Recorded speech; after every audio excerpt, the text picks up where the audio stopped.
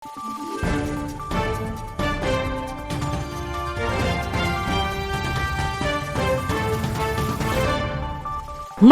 araw, Pilipinas! Ito ang Valiente News hatid sa inyo ng Office of the Vice President. Mas mapapadali na para sa mga taga-Binalbagan ang pag-access sa iba't ibang medical services dahil sa nabuong partnership sa pagitan ng OVP Panay and Negros Islands Satellite Office at Binalbagan Infirmary. Si Maribeth Adlawan sa report.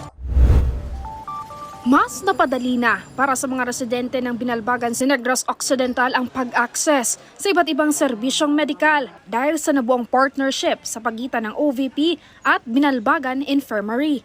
2 oras ang layo ng Binalbagan sa Bacolod City na capital city ng probinsya ng Negros Occidental. Ayon sa OVP Panay and Negros Islands Satellite Office, pinaigting nila ang kanilang pakikipag-ugnayan sa mga district hospital upang di na kailangan na gumastos ng malaki at bumiyahe ng malayo ng mga pasyente upang makapagpasuri. Saad ng social worker na si Jonah, marami ng mga taga-Binalbagan ang dumulog at natulungan ng Medical Assistance Program ng OVP. Umaasa rin siya na mas marami pang Pilipino ang makakabenepisyo sa programa. Vice, go on lang. And then continue to support, especially sa ating mga indigent patient. Thank you. 2 taon na ring magkaagapay ang OVP at LGE Pharmacy. Ayon sa manager ng butika na si Cristel, mga pang-maintenance na gamot ang kadalasang kinukuha ng mga pasyente sa kanila. Kagaya ng mga hypertension, diabetes, yung iba po yung sa dialysis po, yung eposino. Kadalasan po talaga yung para sa hypertension nila. Nahihirapan po sila, pwede po silang mag-apply sa Office of the Vice President po para po mas mapamadali yung kanilang pagkuha ng kanilang gamot. Magpa-process lang po sila, punta sila doon. Pagkatapos po na mag-process doon, dadalhin po na yung guarantee letter dito sa amin. Pagkatapos, ipaprocess po namin at ibibigay na po sa amin sa kanila yung gamot nila.